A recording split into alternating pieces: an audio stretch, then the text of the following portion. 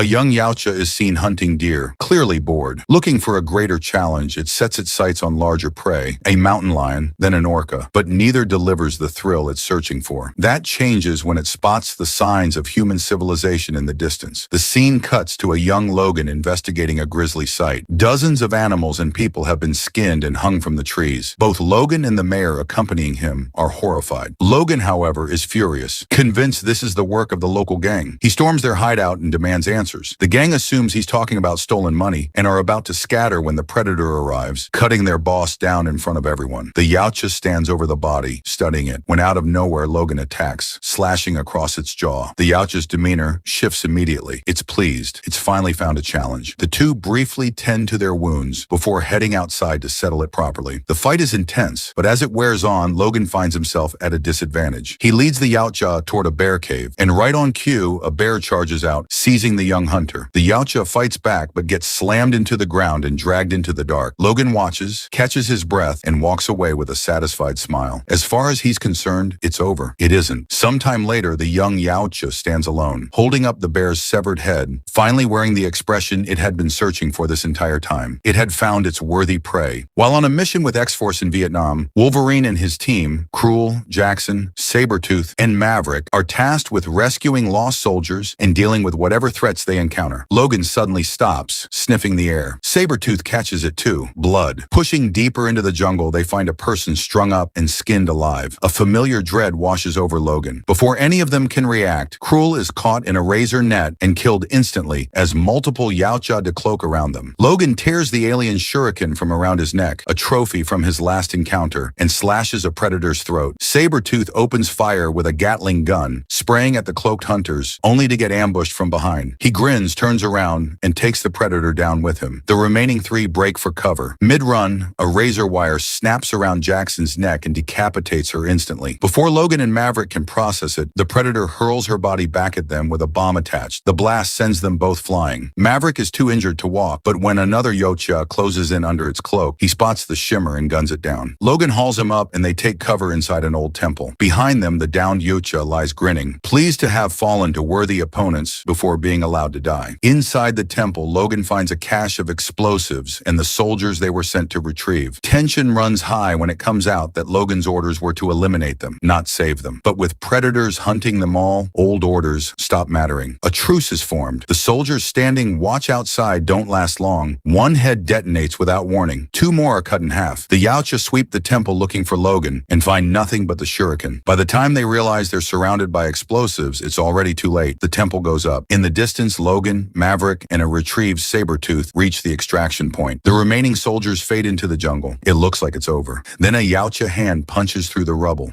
After breaking into the Weapon X facility, the Predator discovered Wolverine's adamantium skeleton. Intrigued by the metal, a substance unlike anything any of his previous prey possessed, the Predator leaned in closer. Suddenly, Wolverine woke up and drove his claws deep into the hunter's chest. Rebuffed but fast-acting, the Predator sprayed a corrosive chemical directly into Logan's mouth, completely melting his face. He then slung the unconscious mutant over his shoulder and carried him aboard his ship. Before the Predator could leave the planet, the Air Force arrived and opened fire. The Predator shot down one of the fighter jets and quickly launched his ship into orbit. Meanwhile, Logan regained consciousness and immediately flew into a berserker rage. He tore a gaping hole in the ship's hull and launched himself out into the vacuum of space, plummeting toward Earth. As he spiraled through the atmosphere, the friction burned away his flesh, leaving nothing but a raw adamantium skeleton to crash, land into a remote, snow-covered wasteland. Soon after, a professor from the Weapon X facility arrived to recover his remains, along with a piece of salvaged tech left behind in the chaos, the Predator's helmet.